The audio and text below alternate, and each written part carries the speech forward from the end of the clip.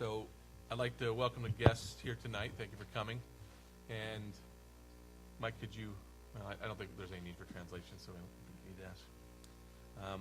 So we'll move right into item A3, approval of agenda. If the board likes the agenda as written or has any recommended changes, please. I request that we take out and, let's see, purchase request refrigerated containers for food service. And the rest I'm fine as is. So there's a request. Is that a motion? Are you making a motion on that? I'm Jen, making or a you just want motion. So Jen has a motion on the table to remove item. See what item that was? I'm trying to find it now. No, I don't know. Here it is, item C18. Are you asking to remove that and place it as item C2 and move the superintendent comments down to C3? Would that be your request? Yes. Okay. So there's a motion before a second. I think there's also another comment here. Yes. I would also like to have item number C1-6 added as item number 3, since the supporting documents are in item number 2 of that administrative agenda. So you'd like to see that action item after the superintendent comments because of the supporting documentation? Yes. Okay. So there is a motion and then there's a comment. My suggestion would be to let the motion die for lack of second, and then someone bring up a second motion that includes them both. Can you feel good about that? Okay. It's fun, Robert's Rules of Order stuff. Yeah. I make a Right. motion that we remove. Well, no. Sorry. So there's a motion on the table, your motion. Oh, we have to And, let that die. So is there a thought that was second good. for that? I'll second that. Okay. You know, Just let it die. oh, I'm sorry. I'm sorry. That's okay. So there's a second, Yeah. and now we'll vote on that. So all in favor? All opposed? Aye. Aye. Okay, so that motion dies, or that motion does not carry. It fails. So now we'll look for another motion. Whoever's comfortable making that. Okay. I motion that we take C1-8 and turn that into C2. We take C2, turn it into C3, and take C1-6 and turn that into C3A, B, something? Probably just C4 would be Sure. appropriate. That sounds great. That's my motion. All right. Now I'll Very second good. her That's an motion. understandable motion to me. All right, there's a second so there's an original motion by Director Stevenson, second by Director Johnson. Is there any discussion? All right. All in favor of this agenda change? Aye. Aye. Opposed? All right, motion carries 4-0. So we'll move on to public comment. And we do have one public comment today.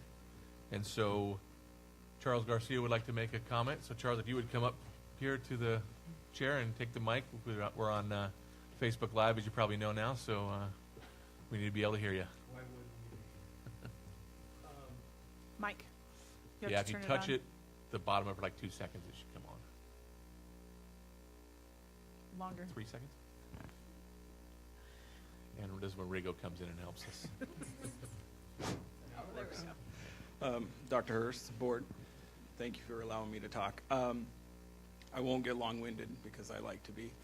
I really briefly want to talk about our affiliation in the school district with student athletes, coaches, the support of those coaches and student athletes.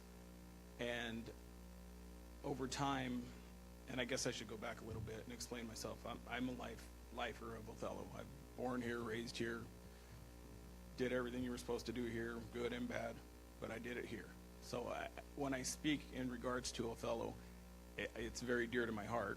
And so my biggest concern is that over time, and I'm talking years, not just yesterday or last week, I've seen a progressive pattern of where our administration at the schools likes to support certain programs and certain athletic teams and certain coaches. And then Others don't get that same type of support. And I'm not saying that they all should be on the same pedestal, or not on a pedestal for that matter. But what I'm saying is that if you grew up here, you know it's pretty hard to play here. You don't always win. And sometimes your coach is not just your coach, he's your mentor. You know, his success story may be something that drives you to be successful later. Well, as you all know, if you walk onto a court, or if you walk onto a field, it's tough enough playing against the other 9 guys on a baseball field, or 5 people on a basketball court, let alone the officials that are out there, or the umpires, or whatever, if they're in your favor or they're not in your favor. But you want to feel like you always have that support of your coach, the administration behind him, and the administration behind them. Well, over the last, I'd say about 4 or 5 years, I haven't seen that. And mind you, I go to a lot of games. I mean, I only have one kid now left in the school system, and to be honest with you, me speaking here is not going to make a difference for him. He'll be out of school here shortly. But I had one prior to him, and I saw the same thing over and over. You know, why are some programs highly regarded and other programs are just that, other programs? If it's a certain season, then they direct everything to cater to that season in some instances. But then when it's, say it's wrestling or basketball, and all of a sudden you're having to share your facilities? You know, when it's basketball, it should be basketball season, and basketball teams should have their gymnasiums available to them to get ready to compete. Same with football, same with baseball. And even those things, you have to fight to get your allotted time, what you deserve to have. But it goes beyond that. I mean, I've literally seen where we've walked into locations where I feel like we're not only playing the other team, we're playing the rest, we're playing our administration, because if we're not the good guy, then we're perceived as the bad guy. When ultimately, as a coach, and I was a coach for about 9 years here, I always felt that I had a good support system behind me. And I don't feel that a lot of our young coaches are getting that fair shake. And ultimately it reflects down to the student athletes. You know, and it shows a negative impact on them. So they have a bad taste in their mouth. I mean, what makes me more proud is to know that maybe one day my kids want to come home and have kids and raise them in the same community. But why? You know, why would they want to? So, you know, I know now, I see us working as a school district. I see you guys out there beating the pavement, trying to get that thing passed. Hey, I've been there, I've done that. So sometimes, you know, you guys are out asking, so why can't we ask? All right. That's Thanks, all I Charles. got to say. Thank you. Appreciate it. All right, does any of the board have any comments or questions? I mean, it's not a requirement to ask questions or comment, but if you'd like. Okay. All right, Charles, appreciate it. Don't tell me you're not sticking around for the rest of the meeting. Oh, man. 3 hours worth? Come on. 3.5? All right. Okay, so we'll move on now to item B2, student representative reports, and we have our student reps here just chomping at the bit to tell us some really good information. Okay, hers is really long, so I'm going to go really fast. Mine's not as long. So today was the first day of our new semester, which is really great, and that we went digital this year, so we had no paper schedules, and it made everything run a lot smoother. But even though, I don't know if a lot of students know this, even though today was the first day of new semester, grades aren't final until Friday. This last week was a big week for our school in general. Basketball won their game against Grandview, which was amazing. The drill team went to Wenatchee and competed, and they won. Our speech and debate team actually hosted a speech and debate tournament, and this is their second time doing it. The first time only about 60 kids came, but this time over 300 did, and it packed up our facilities, and we had one student, Rihanna Reno, placed in 2 events, I believe, and then plus we had boys wrestling, where we had Isaiah Perez and Chris Mello placed. One issue I wanted to bring up, just for clarification, I got asked by multiple teachers today about the bond, because what they have been hearing is that no school is going to be made at all now. So just for clarification, that's what I was told by like 3 teachers today, asking like, is that true? So I don't know if you want to step in.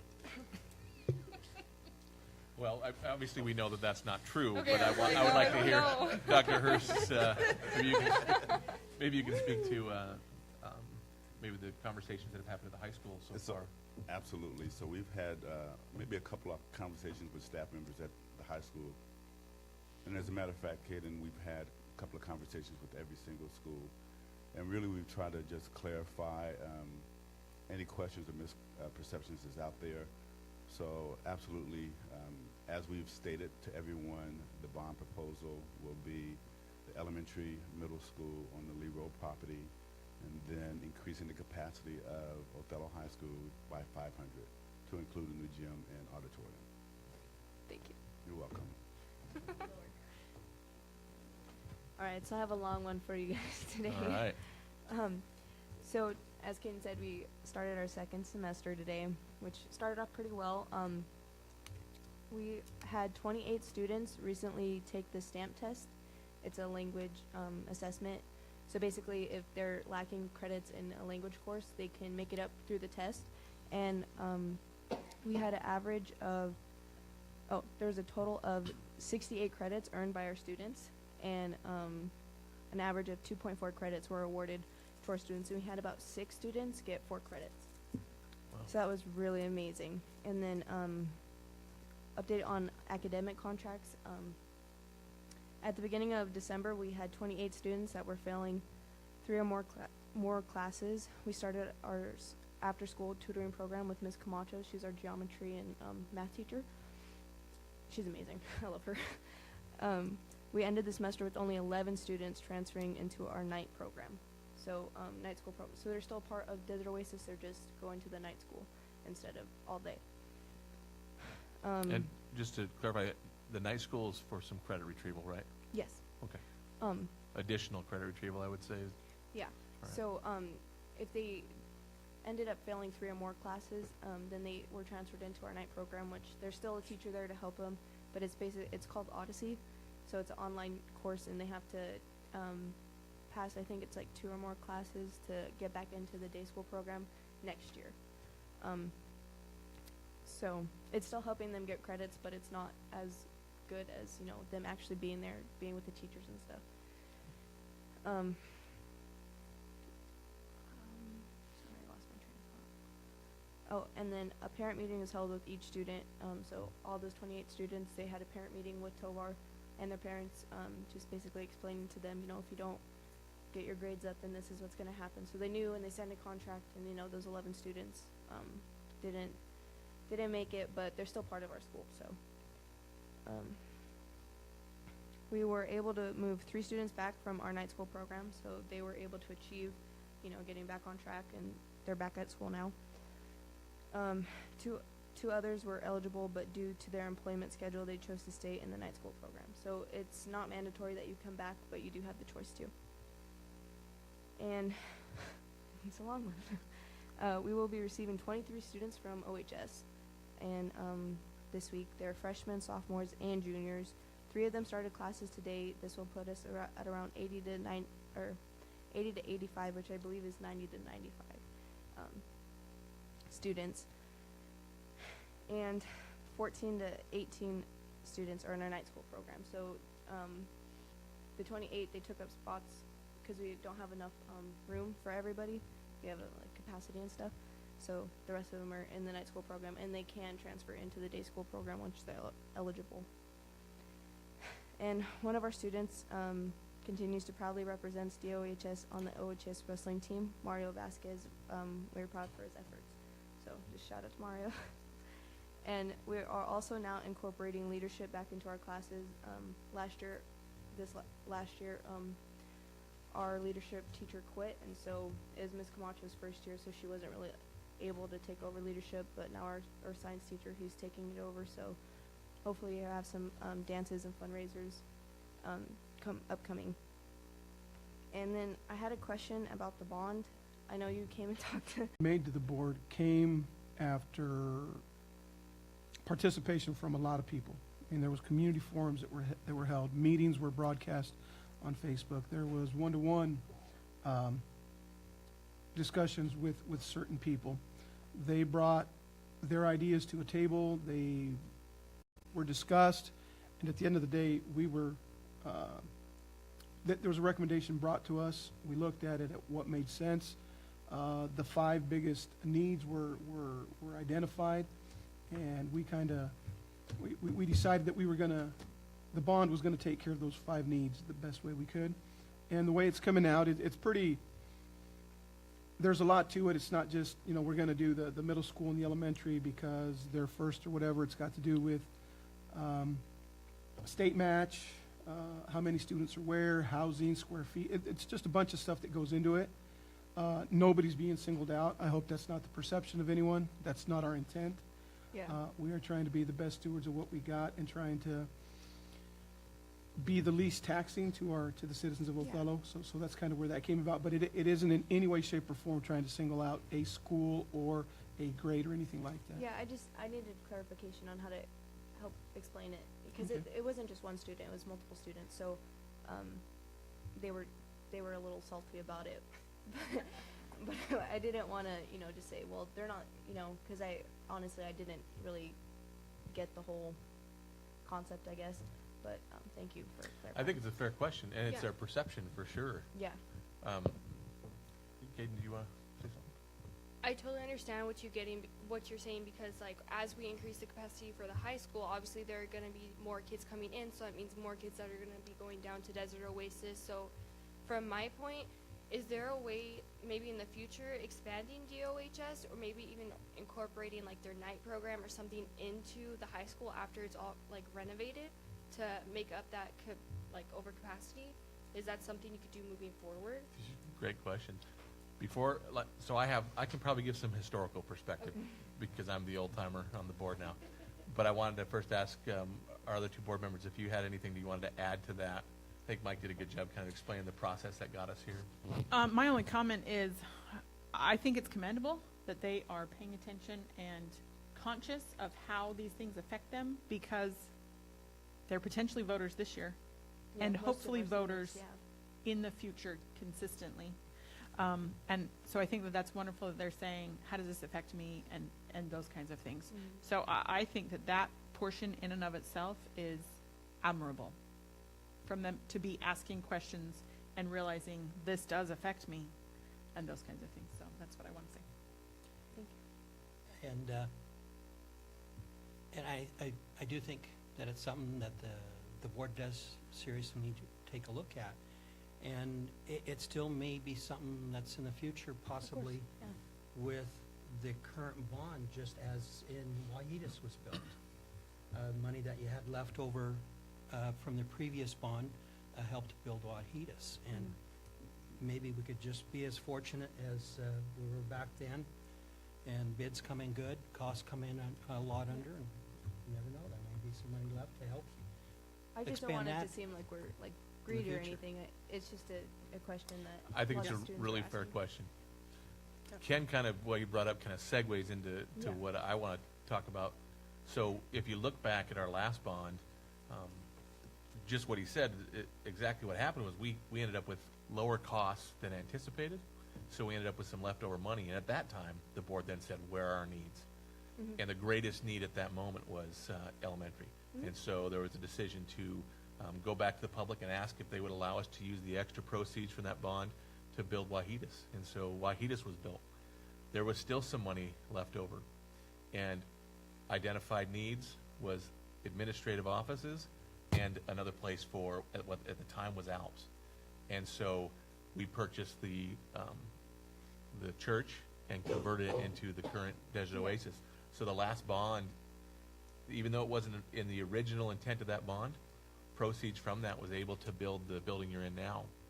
When you talk about could that be incorporated into the high school, those discussions have come up, and definitely the response from administration there was, we don't feel that would be the most successful situation for those students. And also then when you talk about the amount of students there, there's been a lot of discussion over the years about what really makes Desert Oasis different. Why do students succeed there? Why do they excel? And the size of it is a big part of it. And if you keep on increasing the size of a school that was meant to be smaller because students succeed in that smaller setting, it's almost, you wonder, are you shooting yourself in the foot to move backwards? And so just some perspective maybe on why maybe from the public perception coming into this bond that wasn't brought up. Not because we don't feel that Desert Oasis students aren't worth it at all. We wanted to build them a nice facility, which we hope they feel that they have a nice facility now, but there's a reason that it's the size that it is. That was intentional. And so there would have to be some requests, I think, from administration at Desert Oasis and students and parents before the board would probably look at expanding that. I should say probably Dr. Hurst would look at expanding that and then come to the board and ask us to. So that's just my kind of my perspective on it. I'm so Yeah. sorry. No, So- don't apologize. This is a great discussion. Sorry, here's another question. So as Desert Oasis is getting all these students, are they going to become selective of who they choose if you want to maintain that small size, but all these students want to go to that school? How are you going to decide who gets to be there and then who has to stay at the high school? So I feel like that's probably a good question for Pete to answer. Pete, can you give us some, maybe chime in on any of these comments that have been made if you have some perspective there? So regarding the capacity question, is that on? I don't think so. Was it?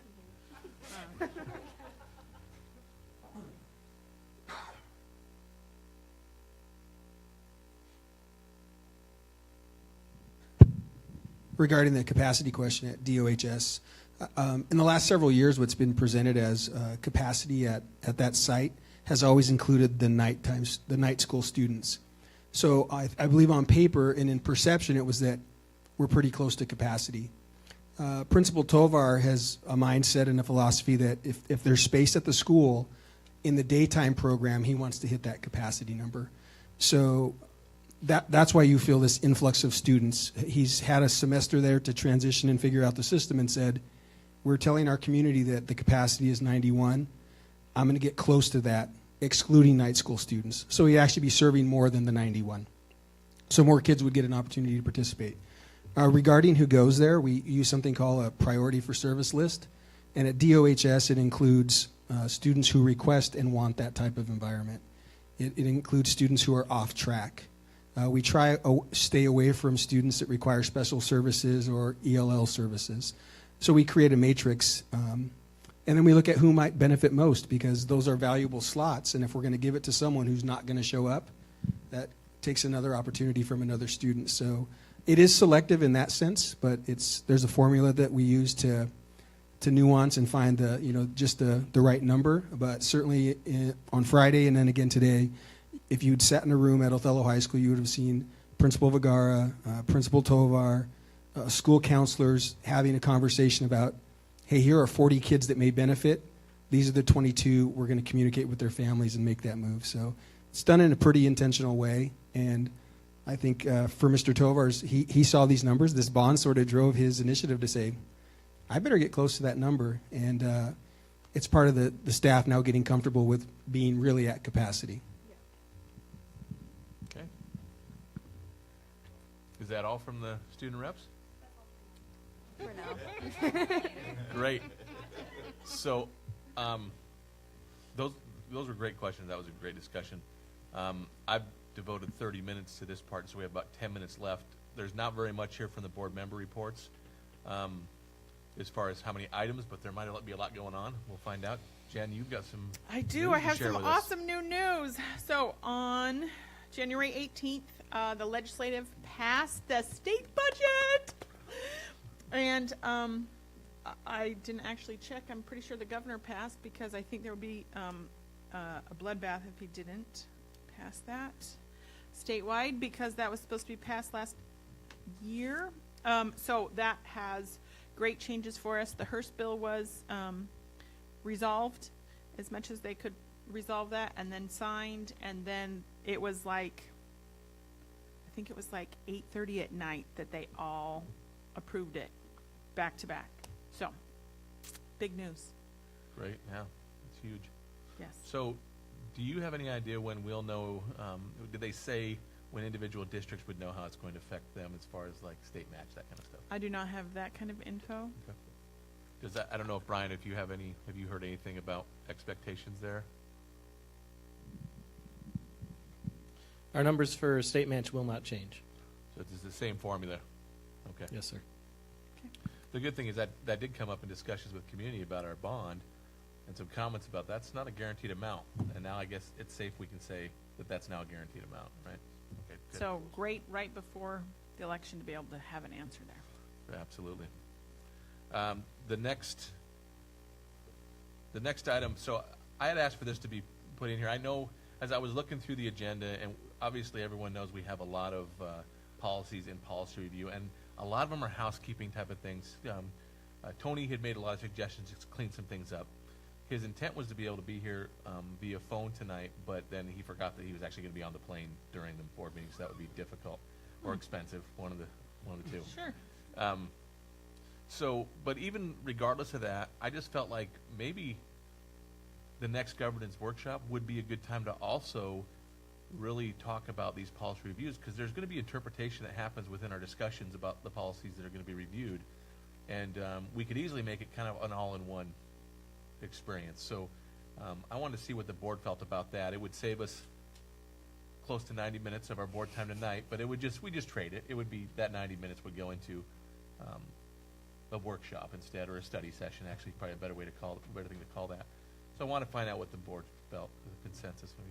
That would be nice, especially it would be nice to have Tony here to help explain a lot of those and why he was doing them too.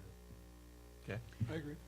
I didn't really have, I have minor questions or changes or little things here or there, but not, most of my things, I really don't think having Tony here would have been all of that essential, personally. And I think many of them, I've got a long list of, yep. But, I don't know. Well, it might go the same way even in the True. Study session, but then we can also then go into our discussions about interpretation at the same time. And I think my personal feeling is finishing the VSRs, and we kind of finished them, but I felt like maybe we wanted to just go back and ask if there's any questions. Getting into the GPs, so we're interpreting what our job is as a board, then moving into ELs and Ns, and that interpretation just seems like a logical process. So it sounds like we've got two that definitely would prefer that format, and I would as well. So I think we've got three that would like to do that, so we have a consensus there. So then, I think that would need to be very soon. That was my next question. One of the things that in the past we've kind of said as a board, Mondays are kind of board days, right? And so a lot of times if we do a study session or workshop, we've kind of aimed toward maybe a Monday evening to do that. Does next Monday evening work for this board? And So I would that's just say, The 29th? yeah, I would say that we could start at, say, 6 o'clock for maybe some food, because some of us might be coming right from work. And then getting right into it 6:15, because we could eat while we're having it. That would work for me. Does that work for? How long would it be? We can put a time limit on it. This doesn't have to be the last one of these we have, right? I think we're going to be having a few of them, so Okay, would we is say 2 hours? I got another meeting at 7:30 that night, so I'd have to leave. Okay, About 7:20 or so. Is 6 the earliest we could start? What if we started Possibly. at 5:30? I'm done at the office at 6, but I Okay. could end early. I just don't want my current schedule, if I have people already scheduled at those times, then Right. then it would be Because if we difficult. did 5:30 to 7:20, then That would work, but we're hitting a lot more. one of the things too, consideration, and not that all of us couldn't gain from these interpretations, but if we went through the policy review stuff first, Mike, and you're a part of that, Okay. and then we're going through maybe policy review on, if we're doing some things that you felt comfortable that you already have gone through the interpretations with, you might be okay with saying, I'm okay with not being here the last half an hour as well. So why don't we I would say let's plan it from 6 to 8, 6 to 8? Okay, if the board Okay. feels comfortable with that. I'm good with that. And I did ask Tony if there was any specific days that would work for him, knowing he wasn't going to be here, and he said Monday would work best for him. So I think that should work for all of us. Perfect. So that's what we'll go with, Monday 6 to 8. Great, and then the last one is just the agenda for the Luticaga board visit that's coming up. Anything? I appreciate that it ends at 10, because I've always been late to work after those. Oh.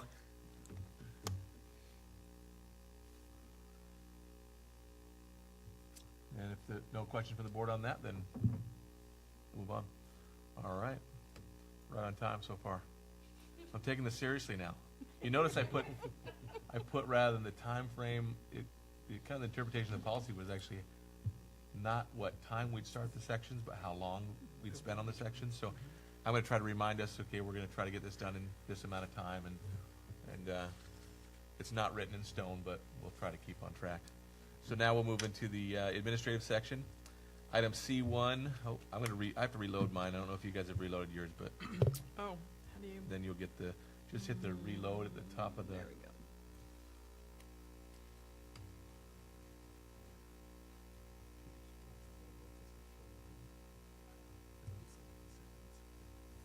Okay, good. Apparently we had a little Facebook Live glitch, but we're back up and running. Okay, so now I have the refresh version. Probably now the 15 minutes may not work on this, but we'll do our best. So we'll start with C1, the required approvals that are left and that have not been pulled. I'll accept a motion to approve. So moved. Been a motion by Director Garza to approve required approvals. Fire second. Second. Second by Director Stevenson. Any discussion? All in favor? Aye. Aye. Opposed? Motion carries 4-0. We'll move now. I think we're not in quite the right order, but are you okay with that, Jen? Okay. So superintendent comments are next. As always, these are informational items. If the board has some questions for clarification, then Dr. Hurst, I'm sure would love to answer any questions.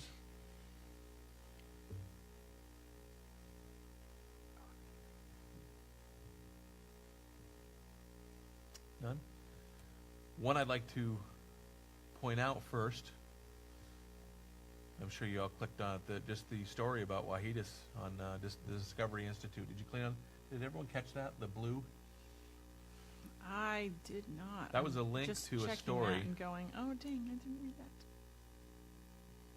I apologize, but I should have made that more clear what that was. So anytime something's blue and underlined, it's a link to a website, so you can click on that. But just a really good article about Wahidas Elementary and the journey, and Pete's mentioned a lot of times in there. Congratulations on that, Pete. Yeah. And to the current Wahidas, all the Wahidas staff, the current Wahidas administration, and carrying that on.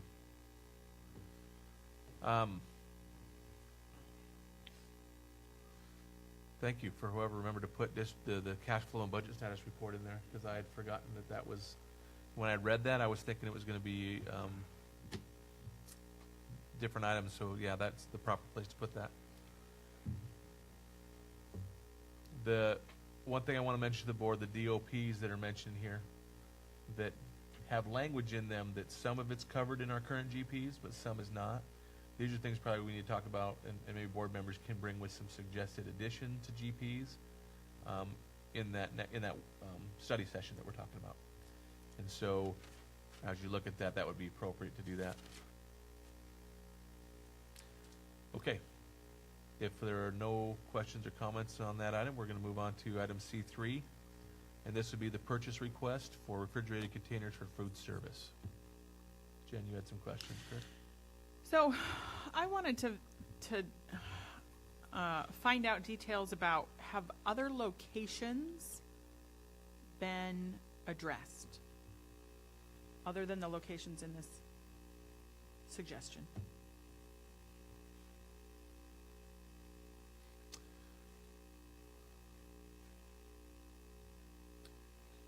Who's that? Who's the question to? It was Curtis, and he deferred, so Okay, I looked gotcha. that way. Yes, they have. Let me just pull up the document here.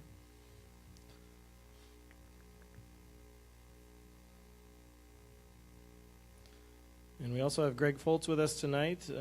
Greg has a lot more history on this than I do, so shall need be, I'll be happy to call him up.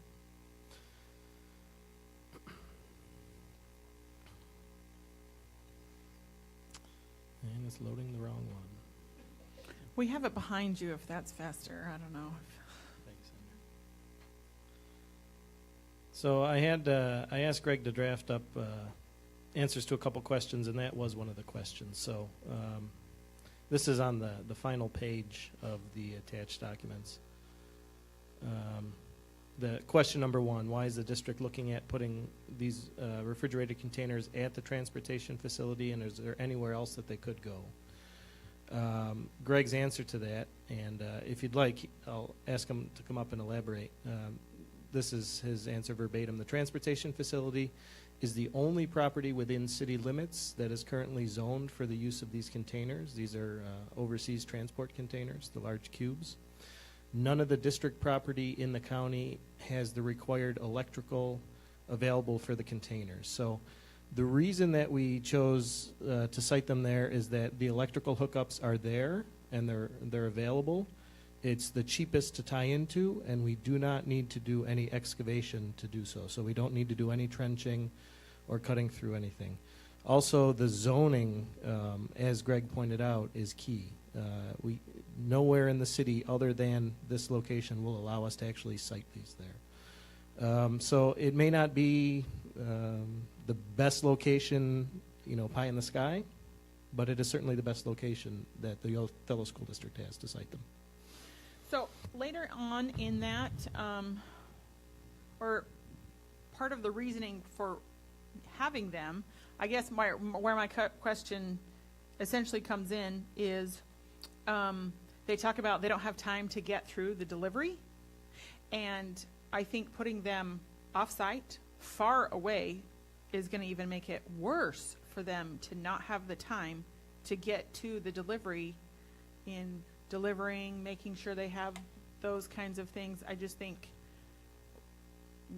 out of town, further away, is going to make this recommendation end up being more of a pain in the long run and a regret.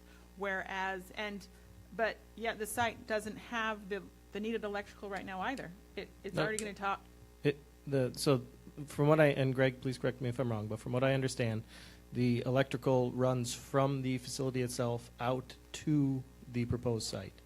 So it is there. We just need to put in the infrastructure to hook it up to that and the containers. Is that accurate, Greg? Okay. I'm not an electrician, so I'll defer to Greg. Right. Okay, you hear me? Okay, your concern on location and the time it takes to deliver, that's more why of a I've Jeanette. brought up so far. That's more of a Right. Jeanette question. But back to the electrical. We can't put it anywhere closer. That's the only site we can put it in city limits. That's the only property we own that allows overseas containers in city limits. Period. Done. We can't get other approved. There are other of those containers. I know they've discussed this at city council meetings before. Within city limits, we couldn't get what's the right word? You can't ask for a variance. A variance. And did not want to talk about a variance. Anne with And the city did not Henning, want yeah. to talk about a variance. Yeah. She said, let's start with the locations that are already zoned for it. Okay. The other issue is at the high school, where they currently receive it. We really don't have room for them. Right. Unless we're going to put them on a tennis court.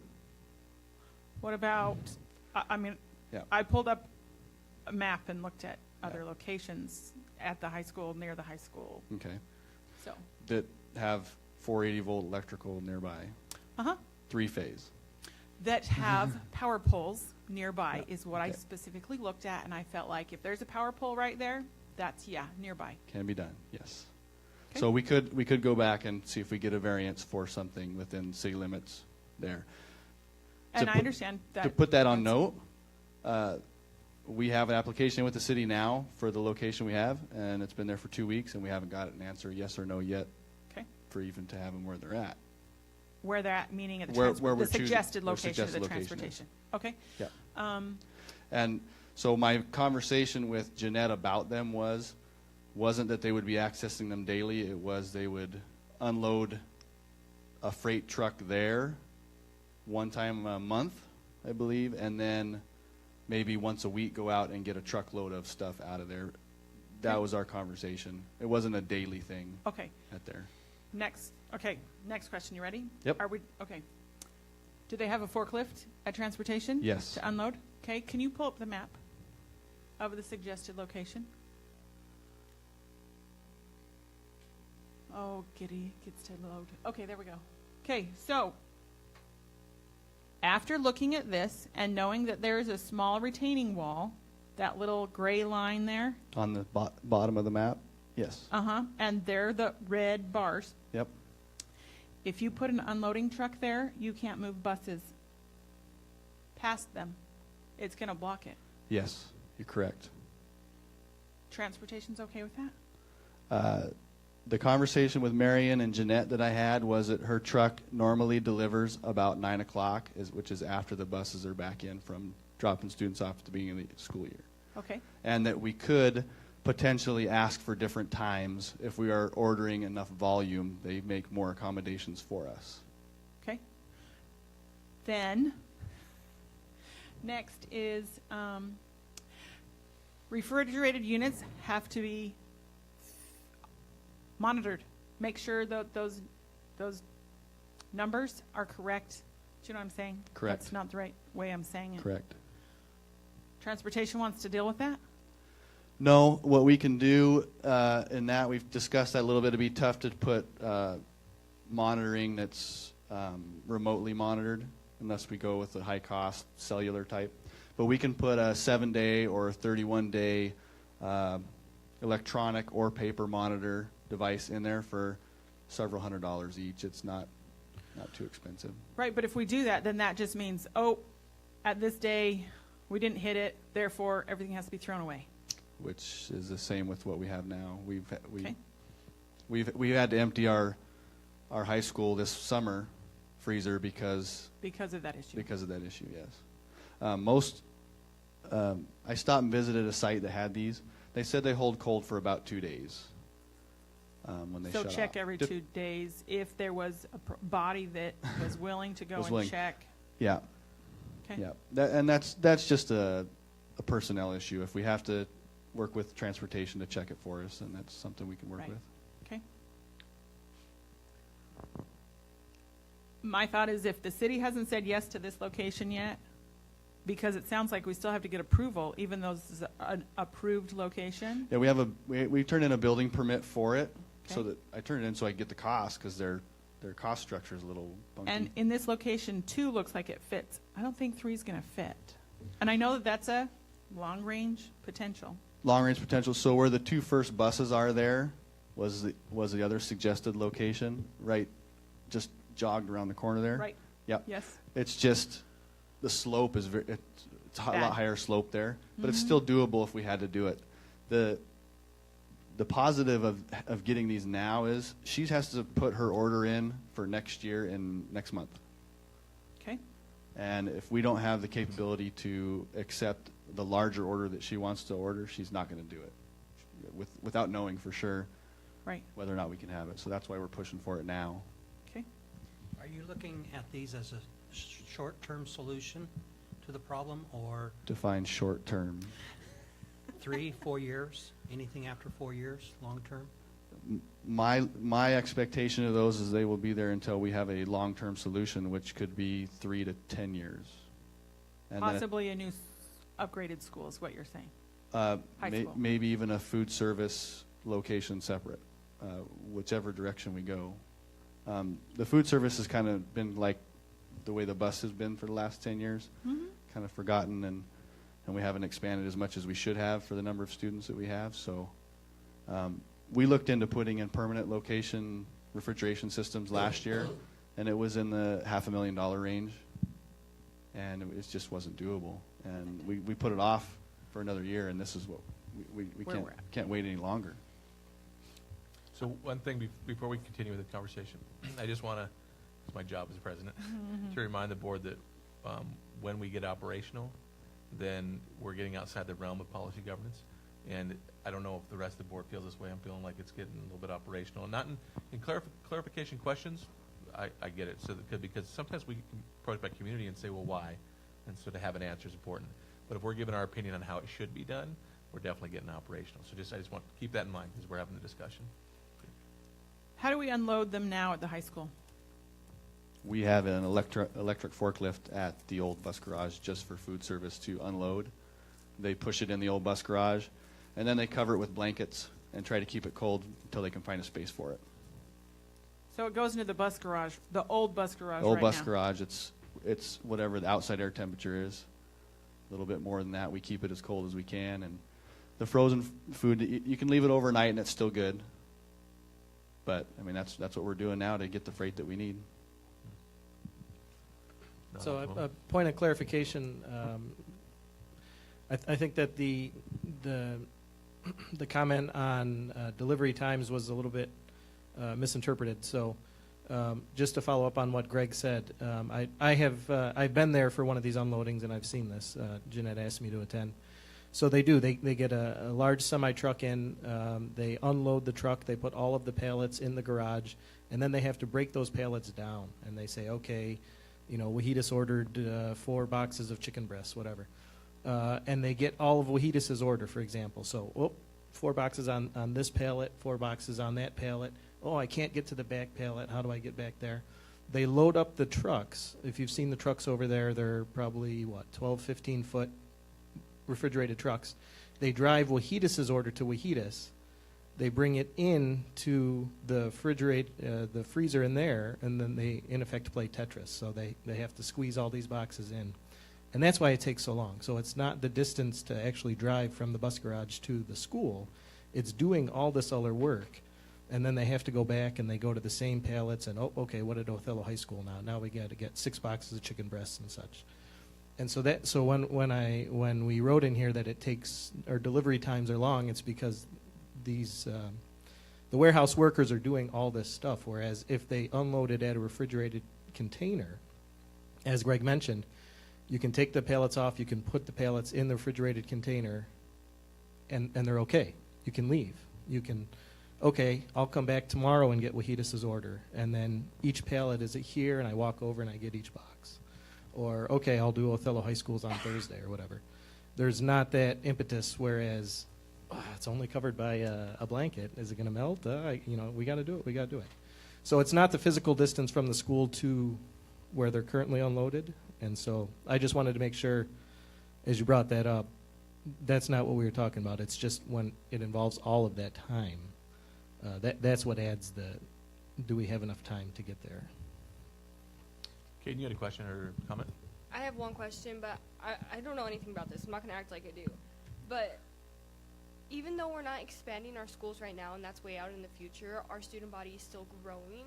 So as the numbers keep increasing over the years before we build a new school, is that going to be able to hold enough food to actually satisfy the needs of the student body?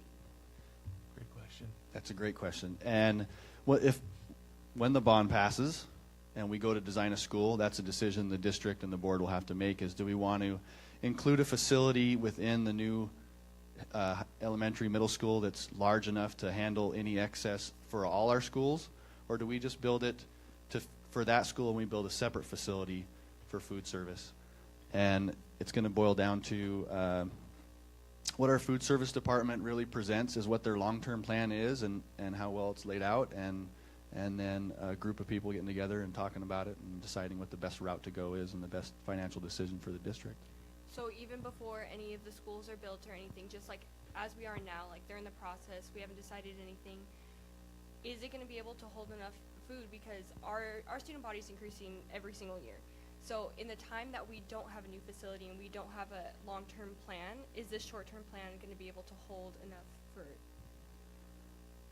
I don't know the exact answer to that question.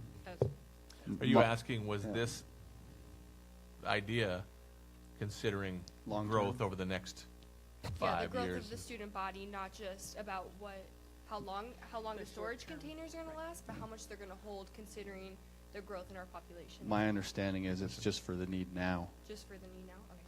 and that's why we had a capability of adding a third in the proposal. Just as a last quick question, does the district own the property in front of the transportation between that and, Yes. okay. We own thanks. to the road that you're Okay. asking. Yep. So, what's the timeline on this? When does this need to be, a decision need to be made? Is it just kind of one of those things where we've been waiting and so the sooner the better, or is there some deadlines? Jeanette mentioned to me she needs her order in by middle of February for next year. So we'd like to know before then if we're going to be able to house the food she wants to order.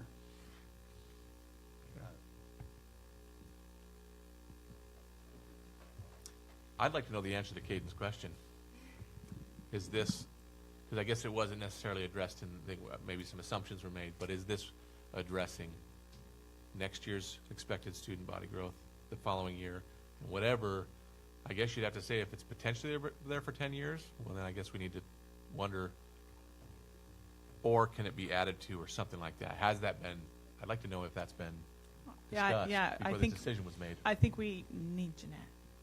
Because you've answered, I think, is to the best of your ability. The best of my knowledge is that it's really only hitting us. We're already behind. We're trying to catch up. Right. I'm assuming Jeanette came to Brian originally with the request. Brian, is that true?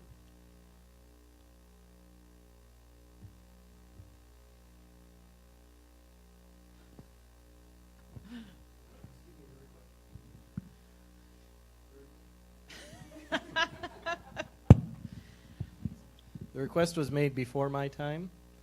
It got lost in the shuffle. It was made again to me. I was asked to go down to actually see the process and see where we're failing, which I did. I was shocked, to be honest. And she brought it back up, and this is where we plan. I would agree with Greg's assessment. We are behind, and this is catching up. The design of this system, a modular system, is designed to be added to with time. None of us can say when we're going to put in a permanent structure. The ability to put in two now and add a third, add a fourth, add a fifth, in realities of school district funding, that's kind of where we are. So I believe that the two refrigerated containers are to address our current needs. But I certainly understand where the board is coming from. But I mean, just the actual design of the system, where you can add a third and add a fourth, for me, that addresses the future. But I'm not the board. Okay, so that was, and then maybe that was the piece that I wasn't necessarily understanding. So it is there's an ability to expand. The design of the electrical would give us the ability to add a third unit, not a fourth. With the bid that you currently have. With the currently bid that we currently have. Yep. Do they have to be on asphalt, or could they be on packed gravel? That's not the right word. In that location, they would be half and half. Okay. But they can sit on packed gravel. They just have to sit, the four corners have to sit level. Okay. Not necessarily set directly on the ground. I think my All right. question would just be, does that site allow for expansion? Without Safely. getting into any specifics of it, does that site allow for expansion of those We modular- were, when we walked it and measured it off that there, we felt the ability we could fit a third one on there somewhere. Okay. Even if we had to push it back onto that dirt some more. All right. Any other questions or comments? Yeah, another one. Yay! Student reps are on comments fire. by students. Does it have to be like where the red Rectangles. rectangles are? Or could it be like further in the back? So if you go to the other, there should have been another picture. There is the one lower. That one? So currently there's an existing electrical conduit right there. Mm-hmm. And where the dot is, we were planning on intercepting it and setting electrical service right there where the dot is. Outside the asphalt, so we don't have to cut any asphalt, no cost there. The conduit's already there, saves us cost there. So right around that dot, the closest you can get to that is really the best location. It's the shortest distance to the transformer, which saves us money on wire. And the closest to that you can get with the refrigerated container. This saves you that much more money. If you look in the upper right-hand corner, there's a container upper left-hand corner. There's a green box. Mm-hmm. There's currently a container there that's non-refrigerated. There's no electrical back there. To get electrical to that corner was $50,000. Okay. So We're yeah. currently at It's 12 best- on this it's best bid. where it is. Just 12 for this bid. And I think down in that area, you don't want to get off pavement, especially certain times. No, of when year. the electrical contractors came out and walked on that, Yep. that clay, they were even a little hesitant Yeah. about putting a service there. Okay, so Caden's got a question. Last, Let's try to, you guys last are, one, I promise. you guys are killing me with this. Now the student reps are trying to get on Last and making one. me late. This is our fault. This is our fault. No, it's not. Going back to Director Stevenson's comment earlier, the forklift alone, that you said that the timing like can cause some issues. So if we do ever expand on the site, will that ever cause any issues with transportation coming in and out because you're adding in like a completely new storage container? Will that create issues? There's always a potential adding that, but it really just working with transportation and finding the best way to do it. I'm confident we can find a way to work around each other. We're looking at the buses going in and out that same location. They still have the ability to drive around the other side if they have to in an event it was needed. But we don't want them to. But if there's a truck there and 2 buses had to go around, it's not going to hurt us. Okay, so with this being an action item, I'll accept a motion for this item. I will go ahead and make that motion that we allow administration to go ahead and pursue the purchase of these refrigerated containers and get them set up. Okay, there's been a motion to approve the purchase by Director Johnson, Second. second by Director Garza. Any further discussion? Thank you. All in favor? Aye. Opposed? Nay. Motion carries 3-1, one dissenting vote. Okay. So we'll move on to item C4, land lease bids. Thank you, Greg, for your verification. Yes, and interrogation style. Right. So there was a request by Director Johnson to pull this item to have more discussion on it, probably? or- My only discussion on it is, and we're pretty much under the gun on this, and I know we need to get this passed so the farmer could get using it. And we're pretty much set with having to accept the the past leasee that was on the ground, accepting his bid, because it's actually the best feasible way for now.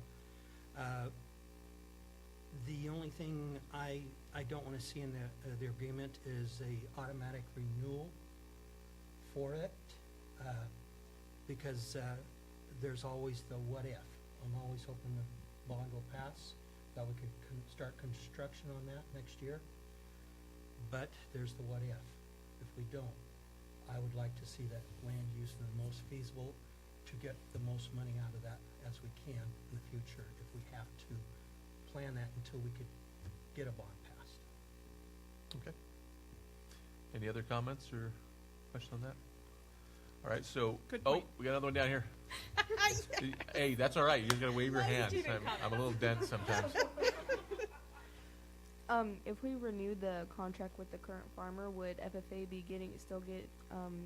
like, they had talked about getting a section of it, would they be getting a section of it, or it would just all go to the current farmer? No, that was actually addressed in our workshop that we had, our study session, and it's really, that part is left up to our CTE director to work that out with administration at the high school, with those teachers, and so whether or not that the farmer who wants to lease it, there's actually 2, and they only want to lease 60 acres, so that leaves acreage behind. Whether or not they'd agree to that really would be between the district and maybe working out how to deal with that, Okay, I see. Thank you. with that farmer. Yep. What he's trying to say, and I'll just put it in other terms, we want them to come to us with a proposal, and at that time we would accept or right. So we want FFA, CTE, all of those people to put a plan together and say this is what we want to do with that, because that property is definitely available for that option. Instead of us saying, you're going to do this. Yeah, I don't even know if we'd have to approve it from the FFA, but there was a feeling that if we said, hey, there's 20 acres, you can farm it, then what if they don't want to, or what if they don't have the the ability to right now, so it should come from within that group. Any other questions or comments on this item? Okay. So I will accept a motion, and Ken, if that's a motion you're comfortable with, then you could just put that stipulation in your motion, I would say. Now, I want some clarification if I could. This is awarding the bid. It's not awarding the final contract, though, correct? Contract for what? There will have to be a contract, just like there was last year, Oh, after it's run For the through the lease. attorney. That is correct. with the yes. attorneys, right? So we're just approving the bid tonight. I think we're making it, if the board makes it clear that that's the board's intent, then it would be taken into consideration for that contract that's written up. So the motion would be to award the bid to AJ Ochoa Farms for a 1-year lease. There's been a motion by Director Johnson to award the bid for the lease of our 60 acres between 14th and 7th, adjacent to Lee Road, to Ochoa Ag, with the stipulation of a 1-year non-continuing lease. Point of clarification, just for the minutes, the name is Terragold Farms? Terragold Farms, thank you. Second. Been a second by Director Stevenson. Any further discussion on this item? All in favor? Aye. Aye. Opposed? Motion carries 4-0. Question for the board, a 1 year, 1 calendar year, 1 year being 12 months, being 1 agricultural year? I think it says in the contract 1 farming year, 1 agricultural year. There's a term that it uses in Okay. his bid, I think. The previous contract expired Right. September 1st My of the following year. preference personally would be that it matched the previous contract. Yes, sir. What, does the rest of the board feel? Yes. Yes. That, and that was, I believe, a September 1st, or was it September 31st? It was September. I don't September. recall if it was 1 or 30. So is the rest of the board, we get consensus that that's the direction we're giving on Yes. that? Okay. Thank you. Thank you for that question, Brian. Okay, so we will move on now to items in D. So these are board response to modern reports. We'll start with D1. There's 2 ELs in here that are responses to the monitoring reports that were submitted last board meeting by Dr. Hurst. We'll start with EL4. I always like to pull up the actual EL when I'm reading it, because the survey monkeys just go into the first bullet.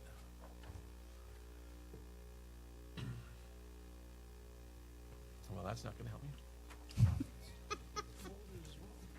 Bear with me, I'm going to pull up the policy.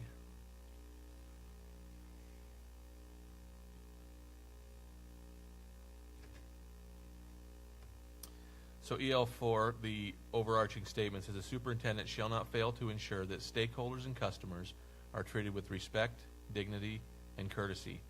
Therefore, the superintendent shall not cause or allow. First item would be an unwelcome environment, and there was unanimous feeling of incompliance with that. Second item. With a comment. With comment, thank you, I missed that. It's short. I feel like this has been improved upon recently, as a comment.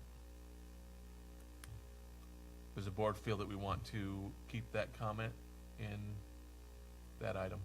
It was going to be for the overall in compliance. I don't know if Or out that of- or out specific of comment compliance, is essential, but just that there was a comment for the whole. When you do the monitoring response document, it doesn't separate out each bullet item, but we could put it as that in the comments. I'm asking if the board wants to keep that comment. It's an individual board's comment, but then the board decides if we want to keep that comment for the monitoring response document. What's the consensus from the board on that? I don't think the comment needs to be there. Ken and Jen, what would I you don't think so either, so. Just, as I said Yeah. before, just that there was a comment. I don't know if it's essential for Okay. this. For that. The second bullet item, complaints to remain unanswered or effectively handle in a timely manner. That, bear with me again for a second here. Okay. And that was unanimously in compliance with no comments or suggestions. Under bullet item 3, a failure to involve stakeholders or customers in an advisory capacity on important issues that could impact them. 2 found in compliance, 2 were in compliance with the following exceptions, and 1 found not in compliance in this area. So I'll read the comments as they're listed. The first one says, by direct inspection at the high school, the dress code did not have any stakeholder or customer input. This was admitted by the principal, and also that he was unaware that it was a policy. When reading the OHS handbook online, the current dress code explained to us and what was included in the handbook were not the same. I'm assuming that was the not in compliance one. Am I Yep. accurate with that? Okay. Yep. I'm going to read through all the comments and then we'll come back. The second comment, under Dr. Hurst's leadership, I feel that our district has made this an obvious priority and is very appreciative. The vast majority of important issues have included customer and student input. One recent issue that did not appear to include those 2 groups was the school calendar committee. I would like to note that there are many important issues that allow input from these groups, and this is just one exception. So that was my comment, and that I did find out of compliance with an exception. The third one says you have made vast improvements in this area since you have come to our district. You still need to be sure that there is involvement on all issues that affect stakeholders and customers. There is a difference between involvement in creating solutions and giving them a voice as to the options that have previously been created. The recent board discussions on I don't know what that word's supposed to be.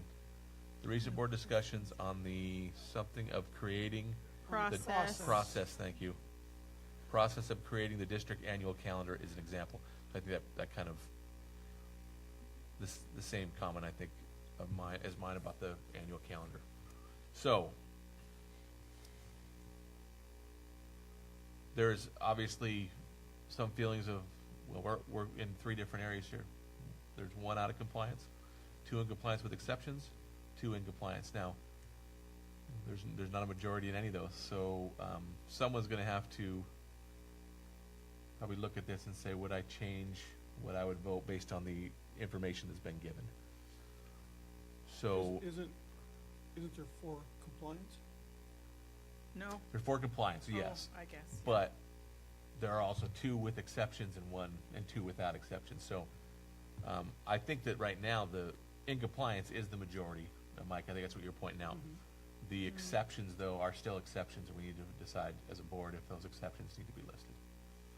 So I will ask you, Ken. I don't know if you were one of the comments here or not, but I was not one of the comments.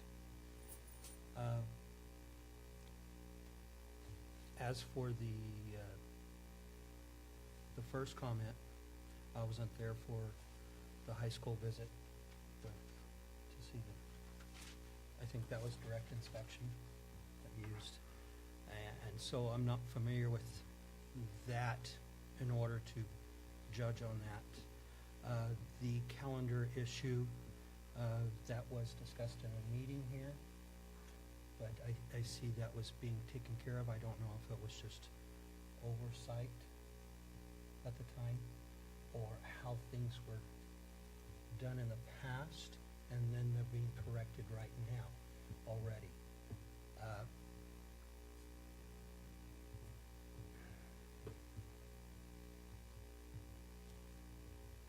I would still say that they're in compliance, but I know they are working on correcting one issue on the calendar.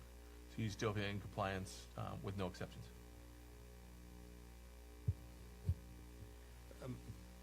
My only exception would be continuing working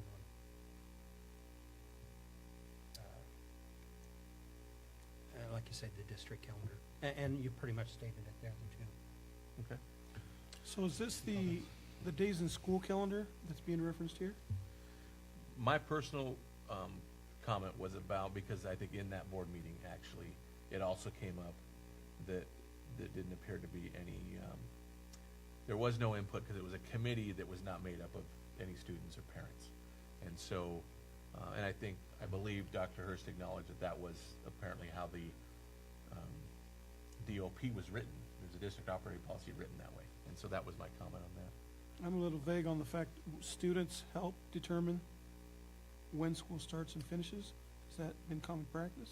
No, all it was a failure to involve stakeholders or customers in an advisory capacity on important issues that can impact them. So, being involved in an advisory capacity would be different than making the decision on I it. thought that night it was alluded to that it was the students that didn't have a voice for that, and I didn't know that they were supposed to have a voice. It's kind of why I say in compliance without the exceptions, but, because I guess I'm a little vague on the students' So, apportation to this. regardless of what the district operating policy is, we're actually evaluating, superintendent compliance with board policy. And so it really would be the interpretation of the board about this policy itself. So the overarching on that, Mike, that might clarify it for you, it says the superintendent shall not fail to ensure that stakeholders and customers are treated with respect, dignity, and courtesy. Okay? And this specifically item says a failure to involve stakeholders or customers in an advisory capacity on important issues that can impact them. So And parents the weren't interpretation- involved. I think so. I think the interpretation, that was my interpretation of it, as this being a issue that could impact them. After hearing that, I guess I'd go with the exception then. Okay. Jen, do you have what are your feelings after the discussions? I am the not in compliance, and the first comment is mine. But I had forgotten about that school calendar issue as well. Yes, I do think it's trying to be resolved, but I still feel like I need to stay with not in compliance. So I would just a question for you. I wish I had a specific example of a policy that really is, it can only be either yes or no kind of thing. Most of our policies, there's a lot of examples of, in this instance, a lot of things, decisions get made that would require parent input. Do you feel that the superintendent is out of compliance on all of that, or that there's an exception? Because I think your direct inspection you can't ignore that you witnessed that. Right. Would you still feel that's an exception to? Well, we've These come other up with ones? 2 exceptions, Mhm. I guess. So how many times do we say, oh, except for that, and except for that, and except for that? So with 2 exceptions, it makes me want to say not in compliance, that Chris is being held accountable for all of the rest of the actions of the district, and that's the way that the board is supposed to be acting.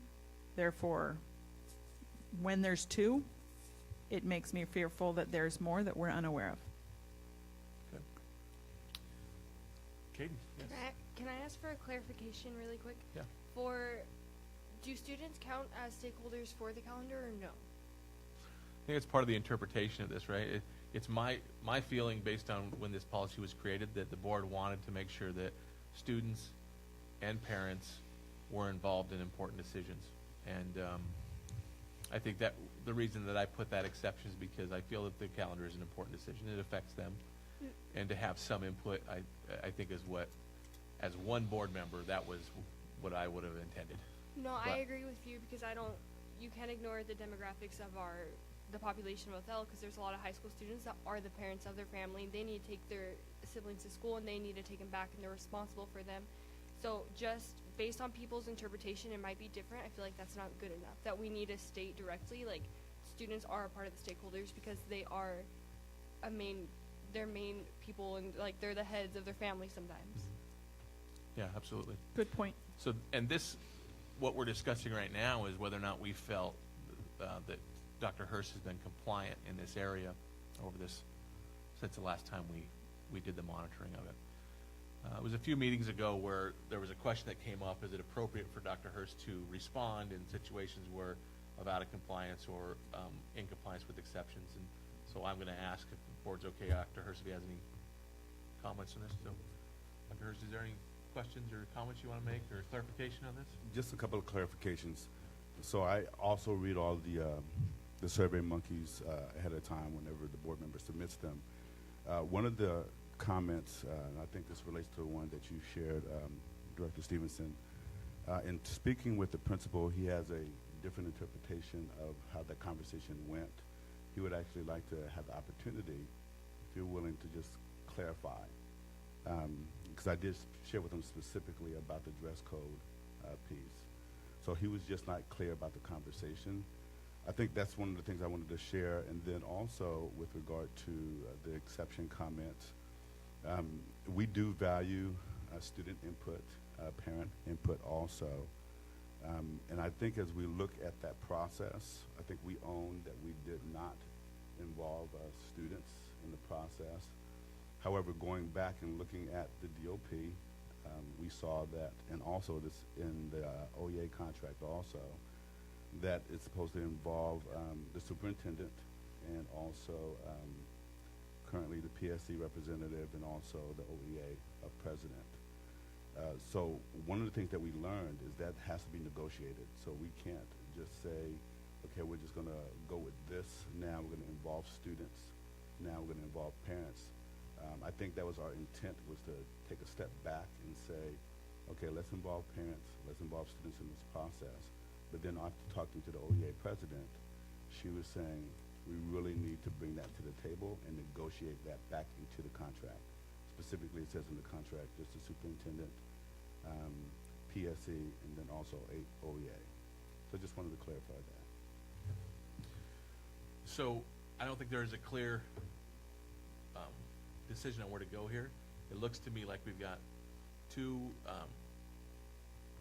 in compliance with exception, one out of compliance, one in compliance with no exceptions. Did I misread that? Ken, were you feeling it was in compliance with an exception or just in compliance? In compliance with the exception. Okay. So 3 board members find in compliance with an exception. My personal feeling is that regardless of what was found by Director Stevenson, the comment needs to be included, because even if it's still found to be in compliance, it's still an exception through direct inspection. I would also suggest that one of the next 2 get added. They seem similar to me. What does the board feel about which one of those should be, comment should be added? I think that the third comment is a little bit more effective because there's a difference between involvement in creating solutions and giving them a voice as to options that have already previously been created. I think that that is an essential piece to understand. I've been asked as a parent before being on the board to be on numerous of these things, and many times I felt like I was just a box to be checked. And I think that that part is an essential piece. Okay. What do you feel, Ken? Do you agree with keeping the second or third, or the third comment? I agree the third one. Okay, Mike? With the correction of the process. That was going to be Thank my you. next comment. Yes. Yes. So we, then the decision on that specific item was in compliance with the following exception. The comments 1 and 2 will be included with the correction, 1 and 3 with the corrections of process. Clear? Okay. All right, we'll move on to item 4, the failure to form district advisory committees without knowing their purpose, length, organization, and functions. And the board felt through that report that superintendent showed compliance. Item 5, a failure to inform stakeholders or customers of those policies and procedures that affect them. 4 found in compliance, 1 out of compliance. And the comment was, I was not aware that a handbook at OHS existed until I read this report and found it online. As a parent, I was never informed that one existed. And is that? That was mine. Jen's I'll own comment? that. Okay. So, Jen, why don't you share with the board then your So, my first year as a high school student, having a high school student, went to all of the things that a parent could go to, sent my child to all of the things that he could go to for the first intro kinds of things, and sat through, asked many questions, as I'm sure you're all shocked about. And never at any time did they say, hey, there's a handbook online. This would be really beneficial for you guys to look at, or no documentation, because I read just about everything, especially when there's newbie stuff happening.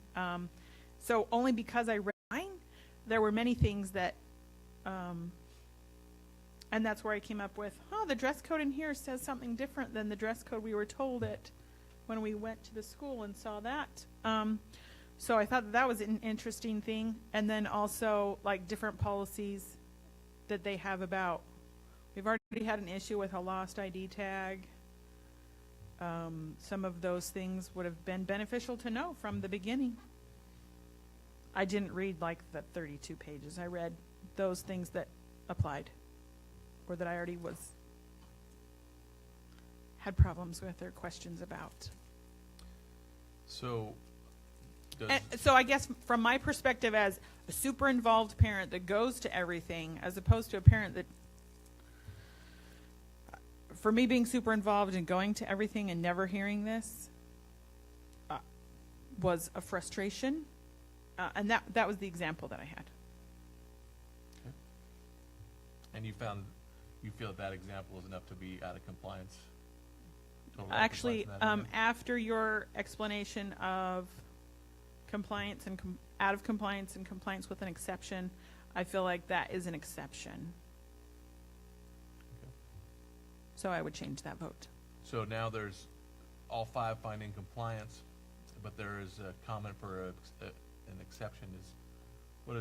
Ken, does that change your feelings on the way you vote on this? No, I don't. And I really wasn't looking at these as more operational policies. I was looking at these as governance policy, EL policies, our policies of board members, and how we're evaluating, and not the operating policies of each individual school. Oh, I see. So what you're saying is, not as executive limitations, you were seeing them as GPs, not as ELs, when you were voting? Yeah. Okay. What are your thoughts, Mike? I'm a number 4 at the high school, and I was aware of the handbook. So I don't know where the oversight would have been, but I do know that there is a handbook after, like I said, my 4th is senior now, but. Right. I think I'm probably in the middle with what Ken and Jen are saying. This does, to me, it is district operating policies would fall within this. So this is an executive limitation. This is my interpretation. This is why these workshops that we're going to do are going to be good. My interpretation of this would be any policies of the district, and I'm saying that from a district operating policy point of view, that it's pertinent that the superintendent makes the parents and stakeholders aware of those if they affect them. I don't know that it gets down to the level of a individual school. That's where I'm struggling a little bit. There can be the expectation, absolutely, and I think the expectation's there, but I don't know if I want to hold Dr. Hurst accountable because you didn't know that there was a handbook. Now, I can say the same thing as Mike. Matter of fact, I think that I had to sign, for my daughter, I had to sign on something that I read the handbook in order for her to actually, I thought I had to sign that for her to be able to get into classes, but I'm not positive. So that's where I'd have a hard time necessarily holding accountable, the Dr. Hurst accountable for that issue. But I can understand what you're saying. However, did you not already say you were not aware that there was a handbook? I was aware of, well, this is my 4th Your 4th. going through the. Oh, okay, school. you were aware. Dr. Hurst, did you have some clarification? Oh, we've got a hand wave over there after Dr. Hurst. Absolutely. I'm going to defer to Pete because we were talking over the weekend about this particular topic. Right. So here's my understanding of this handbook process over the last couple of years, and I'll speak initially as a parent who my daughter's a sophomore at OHS, and I perhaps would not be aware that there was a handbook as well because I didn't sign that form, but I know that my wife did. And I know that several hundred other parents this year signed what's called a handbook attestation form. So during Husky Futures, each student receives a planner. I think it's a short journal that they can use to document their work and whatnot. A few years ago, that might have been a Peachy that had the handbook in it. So the requirement is that document would go home. It's shared in Husky Futures. There's a line item for the students to sign it, and then there's an expectation that the parent would sign that as well. Those forms are returned to the Husky Futures teacher, collected and maintained in the central office. And I know that on Saturday, as I was reviewing some of the documents, I saw, again, several hundred. Are there 1,050 for each student? I didn't make that close of an inspection, but there are several hundred there. So I think first there was a question by Isabel. It's not really a question, it's more like a comment. Okay. It's not really fair to, I don't like reprimand Dr. Hurst, because it's not really his responsibility to make sure that the high school is getting out the information that we have a handbook. It's more his staff. So it's, I guess in a sense it is kind of his responsibility, but in the long run it's more up to the staff and principals to make sure that all the parents have that information. In my eyes. Okay. Caden, go ahead. From being like in the high school, my sophomore year, we do not have handbooks at all. Then we came back my junior year and we got these little paper pamphlets, and then this year it was optional if you wanted one or not. So I believe a lot of students said that they didn't want one because they don't really use them, and that's where the confusion may be. And it may be that teachers aren't holding the students responsible for actually reading the handbook and being aware of all the policies, but making it optional, I think that interferes with this whole policy, because you have the ability to be informed, but some students are saying, or parents saying, that they're not informed because their student made a decision to not get a handbook, if that makes any sense. So I just want to thank you both for your comments. I do want to respond to Isabel's, because really through policy governance, we do hold the superintendent responsible for even what staff does, because he's the only person that we can hold responsible. Right. And so I think where I'm struggling a little bit is the interpretation more of the policy, and whether it's saying that a failure to inform stakeholders of those policies and procedures that affect them. In my mind, I thought, first of all, ELs and Ns and district operating policies. I didn't get down to a level of individual schools with that, but I see the point. Right. With that, then, I think we need to determine if we're going to find this in compliance or in compliance with an exception. And I think it sounds like there's still 3 here that find in compliance. And so the overall consensus would be this is in compliance without an exception. The board members who feel that way agree that was their, okay. And thank you for your comments, Jen. Okay, so moving on to item 6, a lack of orderly and appropriate public access to the board, nor a lack of timely and appropriate follow-up in response to expressed public input. And the board felt unanimously that this was in compliance. Talia, do you feel like you captured the comments and conversation? All right, 'cause I have to sign that thing at the end of the meeting. All right, so now, that was some good discussion. We're going to go back to the agenda, and we'll move on to EL5, staff treatment.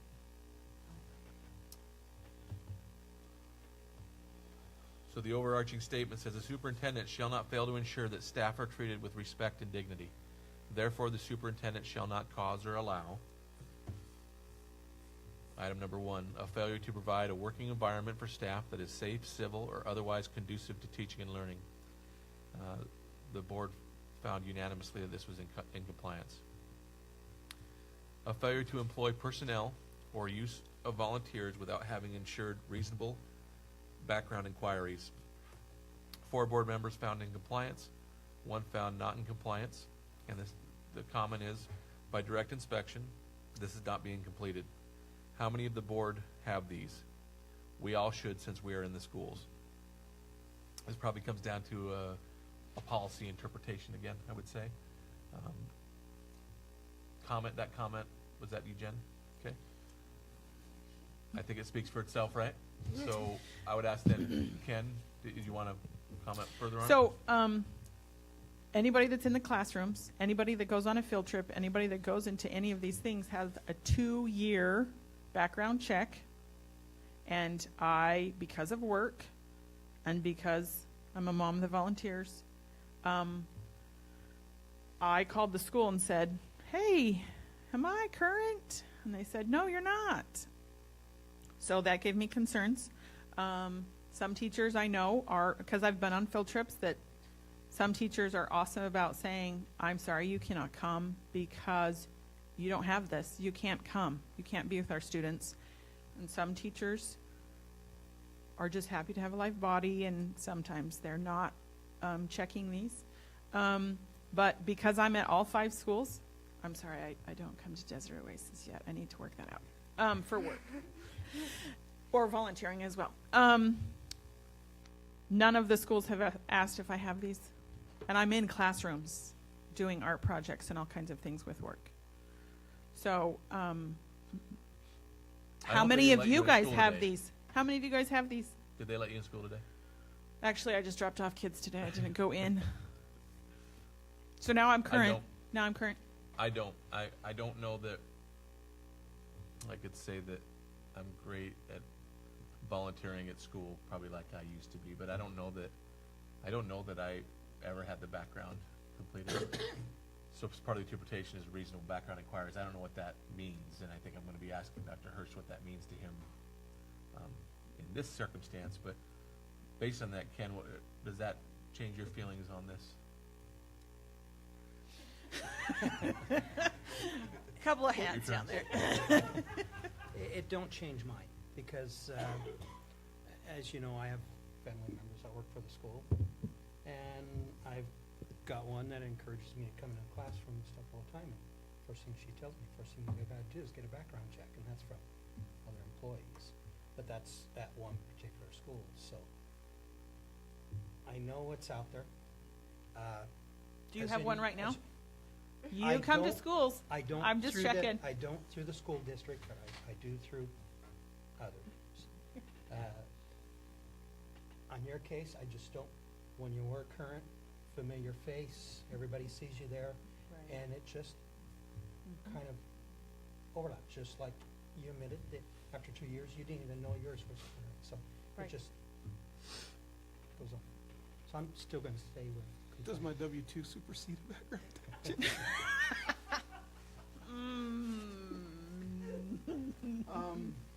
Don't even get it. It doesn't change my vote. Questions or comments? You can go first.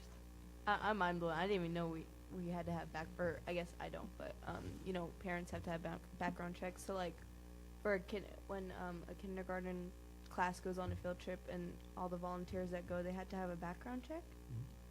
Are you just reading our policies for the first time, Isabel? Whatever it takes to get you to read them. I guess I have to look more. Yeah, into it. that is one of our executive limitations. That's lit. But I mean, that's very interesting. No. All right, Caden. In the hiring process, when you're hiring coaches, especially because you're going out of town for long periods of time, who makes sure that they're having the background checks? Is that the AD? And along with that, even the volunteers that just come in on game day, are they getting checked too, or are they not? That was the segue into, I was just going to ask Dr. Hirsch some specifics about Awesome. So we're what's talking reasonable. about we're talking about that this weekend also. So I'm going to ask if Sandra could just clarify our process. Sure. So all volunteers are required to submit to a Washington State Patrol background check. So it's not a fingerprint background check. It is under OSPI. Any unsupervised volunteers would submit to a Washington State Patrol background check.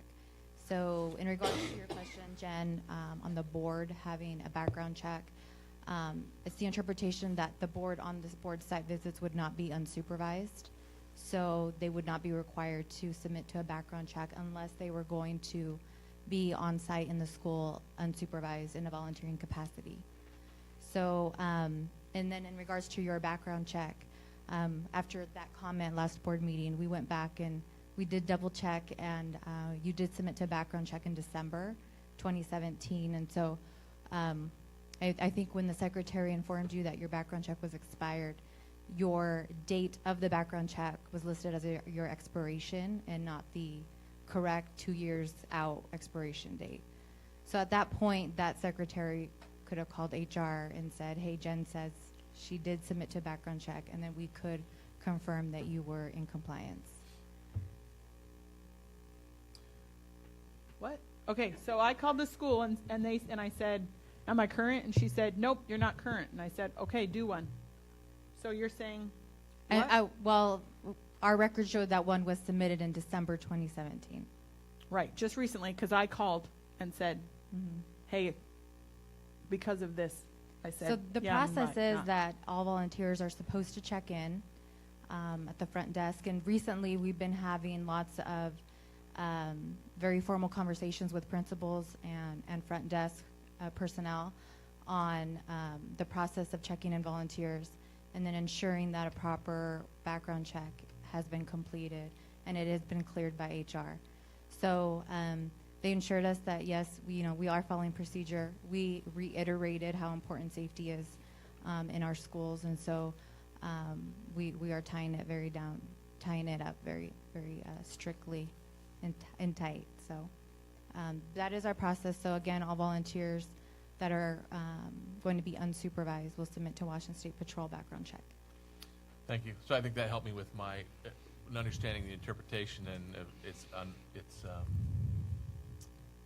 what did you say again? What is Unsupervised. Thank you. Unsupervised. But you were in the bathroom unsupervised, actually, on our visit at McFarland. I wasn't there in a volunteer capacity. You're right. though. Right. However, this policy doesn't say it that way. It says use of volunteers or personnel without background inquiries. So I'm not. The district policy says it that way, but the board policy Yes. So it doesn't comes down say to unsupervised comes or down to interpretation. whatever. I think. Right. So it sounds like Ken, you would remain in compliance. Mike, you would remain in compliance. Again, not discounting Jen's experience. My interpretation is under reasonable background inquiries would be it's left up to the superintendent to consider what's reasonable. I feel that having the policy right now that he has in place with unsupervised to me is reasonable. I would say that's in compliance. I understand that there was obviously a time when you were not, and but I don't think it's enough for an out of compliance or in compliance with an exception even. So I would also say the same. So we'll move on to. I'm sorry. When you do a Washington State Patrol background test, what is that looking for? Because in my experience, of course, my crazy family, we had to get a background check on someone before, and we had to get a Washington State Patrol one, then we had to go and get a criminal one too. So what is the Washington State one? What is that monitoring for? The Washington State Patrol is any criminal arrests in the U.S. So Okay. anything that they've been arrested for. Thank you. Okay. Item 3, a failure to recommend employment of staff that are not the most qualified and best suited candidates to the board for approval. There was 4 in compliance, 1 in compliance with the following exception. There were 2 comments. One was the monitoring document from Dr. Hurst had an interpretation that only stated most qualified and not best suited. The body of the document addressed best suited, but not his interpretation. Therefore, this is in compliance with that exception. Second comment, the detailed approach that has been taken by our administration over the past 2 years in the hiring process has been very transparent and objective. Thank you. Okay. I'm going just by times entered. I'm guessing that was you, Jen. Okay. And So we had this in the workshop, this discussion, whether it was his interpretation or the fulfillment of his interpretation or something. That wording's not quite right anyways. And Tony suggested changes, address that exactly, because Rob, you and Tony disagreed on this, and the rest of us had a variety of views.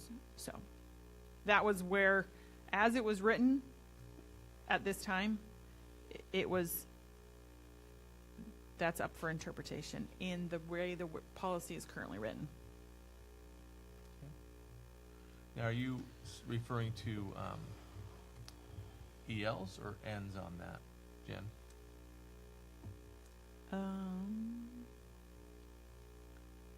I thought it was ELs. I remember the discussion. It was ELs.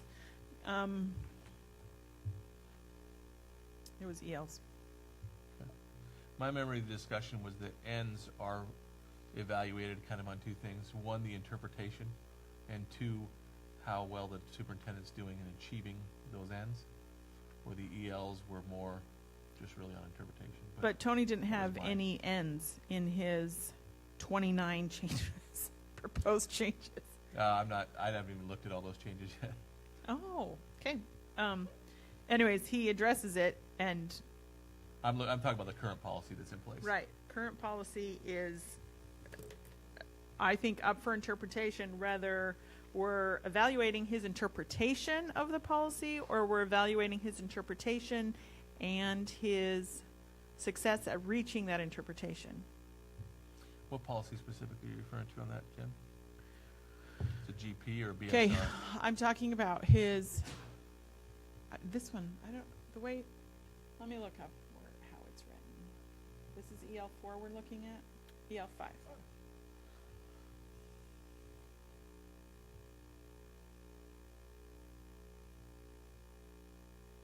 Maybe I'm wrong. What letter are we on? Number 4? EL5 we're monitoring, is that what you're asking? 3. Q3, okay. That's where I'm asking. Oh, Right here, it says, a failure to recommend employment of staff that are the most qualified and the best suited candidates to the board for approval. Chris's monitoring document said, specifically in his interpretation, that he wants the most qualified individuals. Did not address best suited. In the body of the document, he addressed both best suited and most qualified together. That's what I'm saying if we're going by interpretation only of his interpretation of the policy. That's where I'm saying there's a snafu here. His policy didn't cut it. His interpretation of the policy, to me, didn't cut it, didn't hit those two things. It only hit one. But his fulfillment hit both.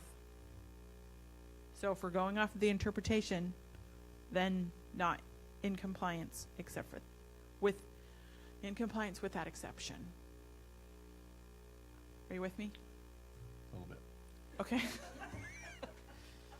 Does anybody even understand what I'm saying? Okay. Ken, what are your feelings on that? I'm just gonna have to say in compliance. Mike? In compliance. Okay, I feel the same way.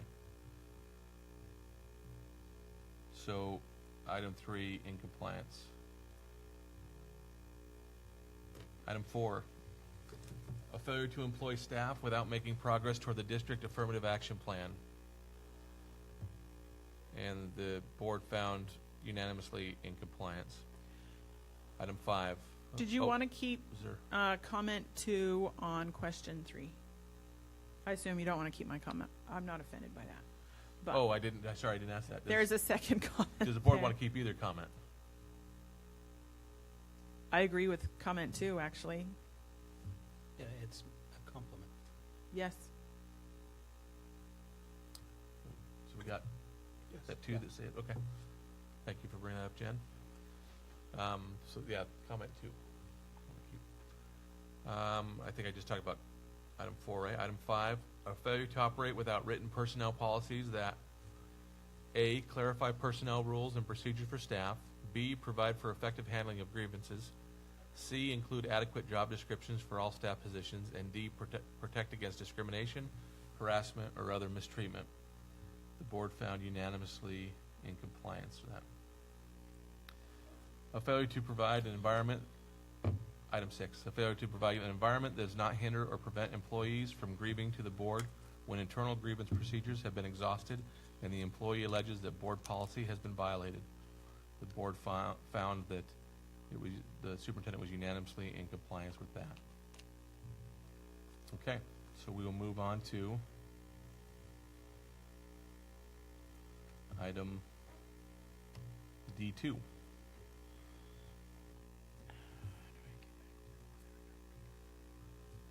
Way behind. This is board self-monitoring. We just had one GP that we monitor ourselves on this time. And I'm going to bring up that policy as well.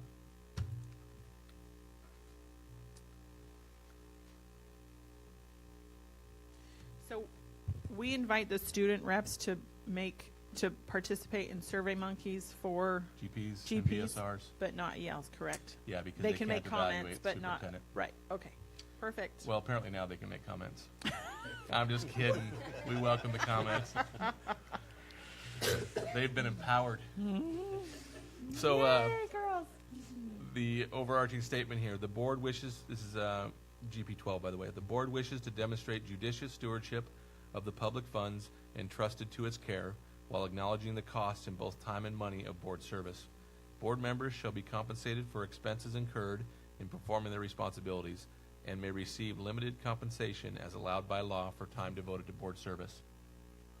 Item number 1, each board member shall receive as compensation for his or her services a sum of $50 per day and not more than $4,800 per year.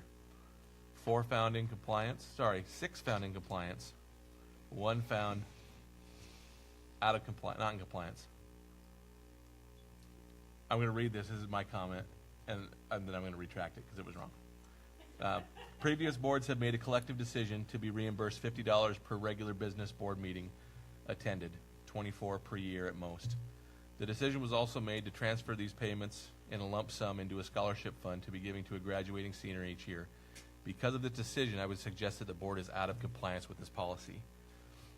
I had forgotten that there was a change made to this. That was originally how this was written, but the last time we monitored this, the change was just $50 per day that we actually are doing, whether it's a workshop or whatever we're doing that's a board service, with a cap of $4,800 a year.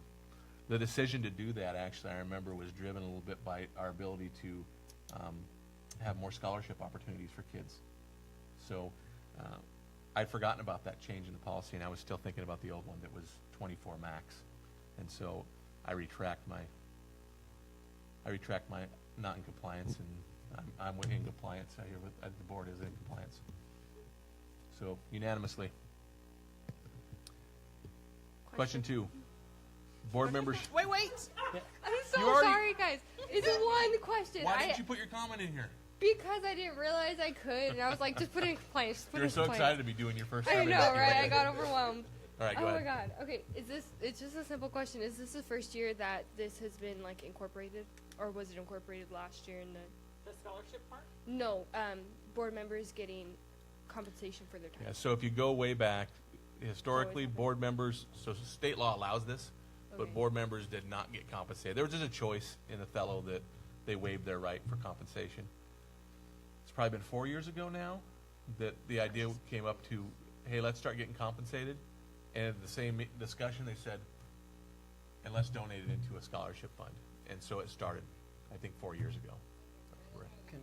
Can I bring up something really quick? Yeah. That is under RCW.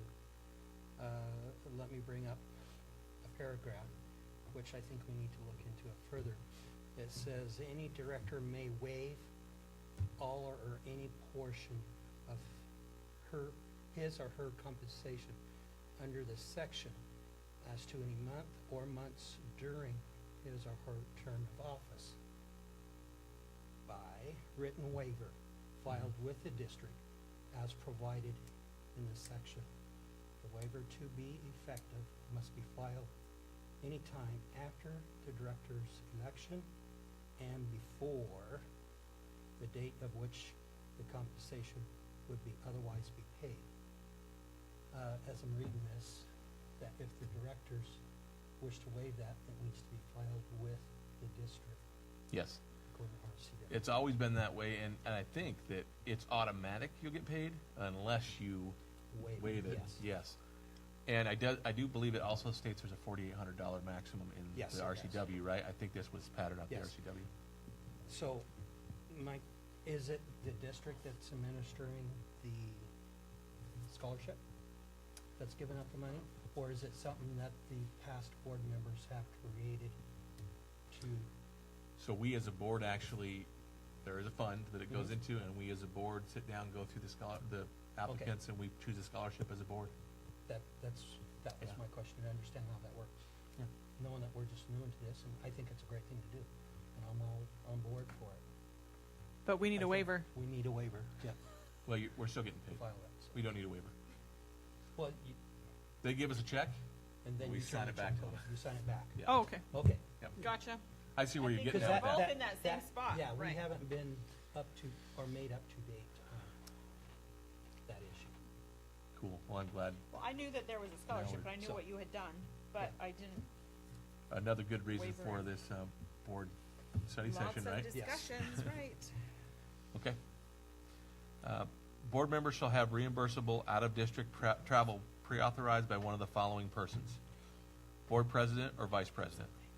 Pre-authorization is not required for in-state attendance of meetings or training sessions sponsored by the Washington State School Directors Association. This was found to be 7-0 in compliance. No comments. No, I'm not saying you can't. I'm saying there was no comment. Oh, okay.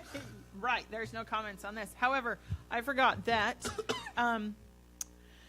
Adams County Development Council is having a legislative reception on February 20th in Olympia, that I think that it would be a good idea for us as a board and possibly more to attend, to say thank you to, it's not just our 3 legislators that go. I went last year, and Ken went as well. I was You were there for part of actually it? on the board of ACTC when we started Oh. that. Right, anyways, I think it would be beneficial for us to go and say thank you for passing the state budget and other things as well. It's also a good time to, at this reception, not just the Adams County or our District 9 representatives, there's many representatives throughout the state that come to this reception. And yeah, so it's a good time to get to talk to them all. What's the date of that again? February 20th, I think it starts at 7 p.m. I'm not sure the time. And then there's I just, food and the date drinks. just went right over my February head. 20th, it's a 20th. Tuesday. And that is where? The Columbia Room in the Capitol building. Downstairs, lower level. Last year it was in Senator Schessler's office, and I took lots of photos. It was really interesting. And then I actually went to the middle school and did a whole presentation about our family trip and how the legislative is so interesting and awesome. And yeah, everybody got to see photos of my kids in the car. And amazing architecture of the building. And Senator Schessler's antlers on the wall of this extremely old, gorgeous building office. Let's make All sure those that's kinds in of details. director discussions for our next board meeting, please. We'll get an idea of who can go to that. Okay.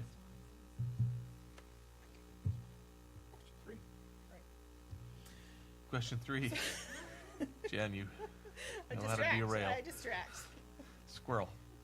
When board members incur expenses in carrying out their responsibilities as board members, they may be reimbursed from district funds upon submission of vouchers and supporting receipts consistent with district requirements. You do have to submit vouchers for this, by the way, because if you just keep holding on to your receipts, eventually, you're never going to get paid. Is that by direct inspection that you That can say was that? direct inspection, by the way. Yeah. And I have been paid when I do submit them, so I found in compliance. What do you guys decide? Agree. Okay. So that is it for GP 12. It looks like it was found unanimously in compliance with no comments. Back to our meeting. We've moved on to item E1 now, and it is 8:55. Okay, I was 20 minutes over on that one. But we're going to make up for it right here. So first off, we have creation approval of new board policies. These were specifically ones, if you remember, Tony had brought up some DOPs that he felt needed to be GPs.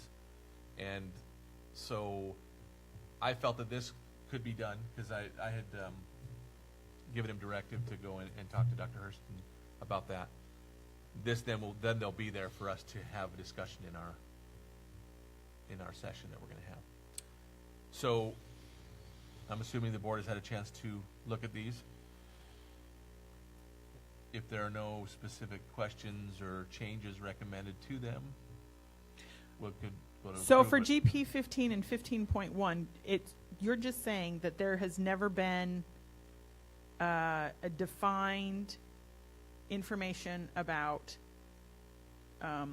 how to redistrict or what districts are and all of those things, and then the same with GP 17 and 17.1, no definitions as to what student responsibilities are? No, I think what happened was Tony looked at it and said, we really want to, our feeling is that the 1,000 series maybe are not needed in policy governance.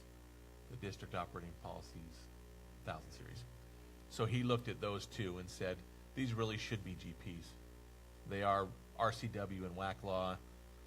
One's a policy, one's a procedure. And so his recommendation was just to make it the policy 1105 into a GP and policy 1105P into that GP with a .1 as a procedure for it. No change in verbiage, just literally a move of it, shifted it from DOP to GP. That's it. And then the other one was for director districts, one was for student reps. Now, we did ask for that policy when we decided to have student reps. We took a model policy from WASDA and asked that to be placed in to district operating policies.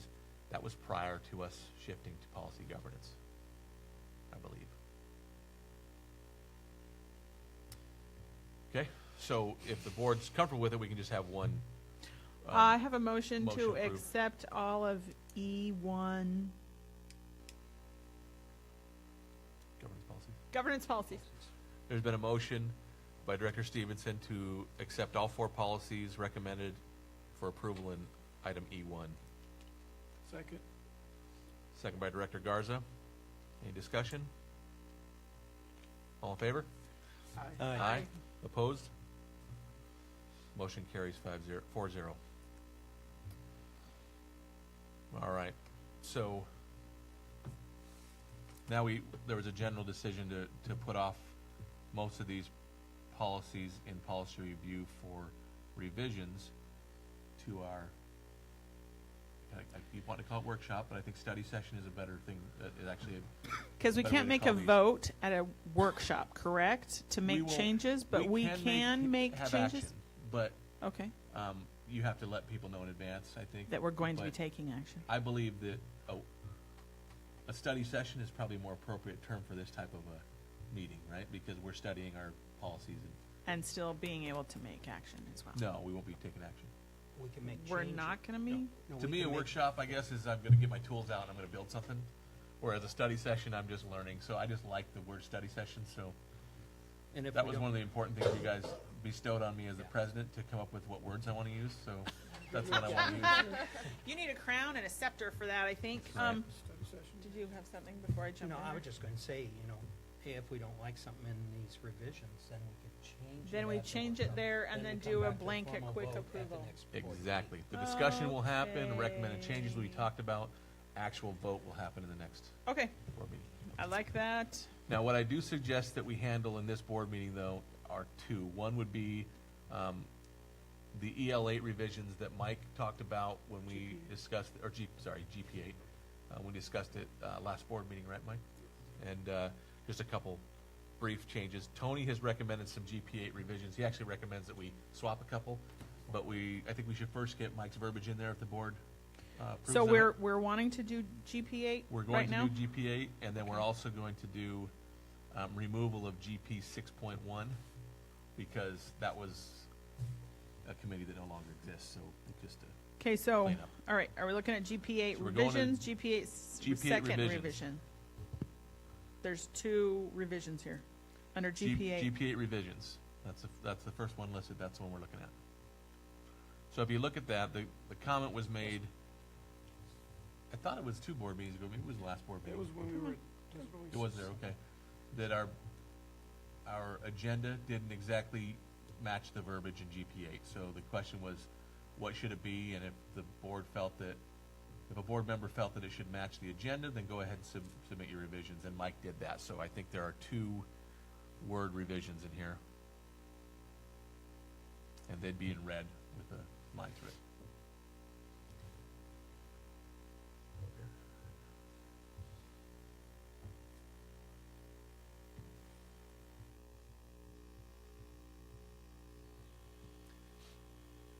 And if the board agrees, I'll accept a motion. I'll make the motion that we accept the revisions on GP8. Been a motion by Director Johnson to accept revisions, Second. second by Director Stevenson. Any discussion? All in favor? Aye. Aye. Motion carries 4-0.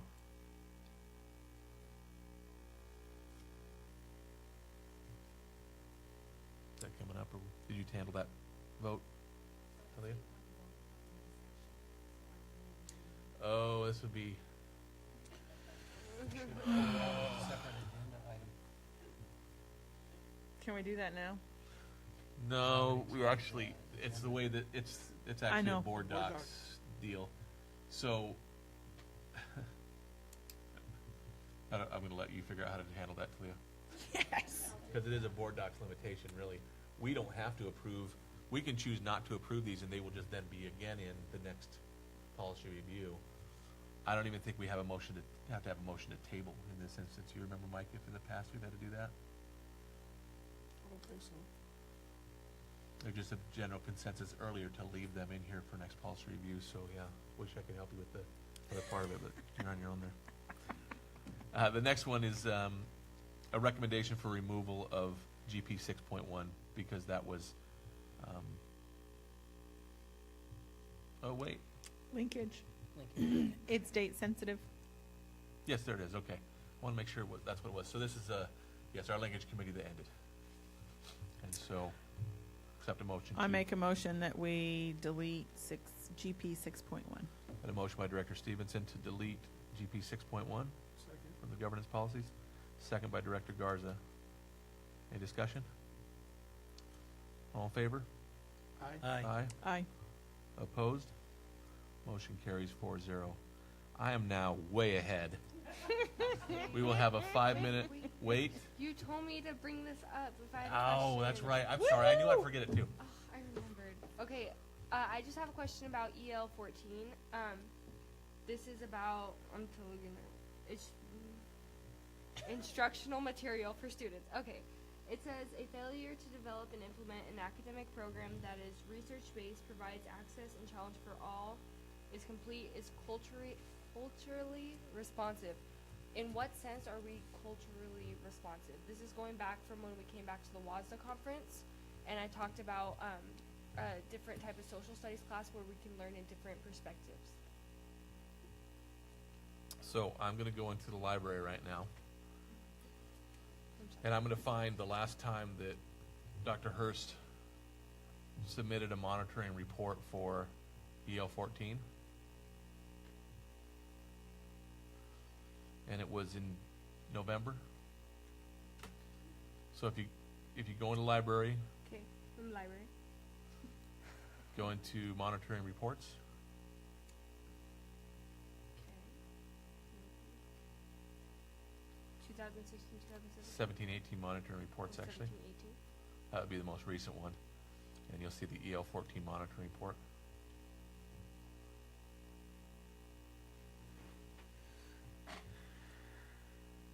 If you were to read through there, that would be Dr. Hurst's report on how he's compliant with that executive limitation. It might bring up some questions for you, and that would be great. He's also got some evidence in there. So is this something you'd be comfortable bringing up at the next board meeting? Yeah, I can take it. What? Because this will actually be in policy review again next board Okay. meeting. And so while we're not monitoring performance in it, you definitely could ask questions for some clarification. Okay, thank you. You bet. Okay. So I want to bring it up now, and I know it's off the agenda. You guys can give me bad marks on that if you want. But it's going to come later. It was going to come later up in upcoming events. I'm just going to talk about it. And I should have talked about this earlier, but I can't forget to give a shout out to our band. And I don't know how often you guys have a chance to go to basketball games, but our band is really good. And when I've gone to a couple other basketball games, I just think to myself, I think that's when I realized how good our band is. And they work so hard. And there was Ellensburg came, and I heard that the band wasn't there when Ellensburg came to play basketball here because it was during Christmas break or something, and they weren't there that night. Some of the Ellensburg fans came to listen to our band, and they were like really bummed out when they weren't there. So that's just a shout out. You guys, I want you guys to take that back for us as well to say congratulations to them because they do sound good. And I was watching at the game against Grandview, whenever they play Enter Sandman by Metallica, everyone gets into that, and the guys from Grandview, man, they were clapping afterwards. I think they were just surprised to hear something that's that fun. Our band is also going to a competition for the very first time, and I believe it's in Portland, Oregon, in I think it's March, and they're really excited, and they're competing against that. So good luck for them, and wish them luck. Right on. Okay, recess for 5 minutes, and then we'll come back in for an executive session. And the purpose of the executive session is to discuss staff evaluation. The plan is that will be 30 minutes, and no action will be taken following the executive session.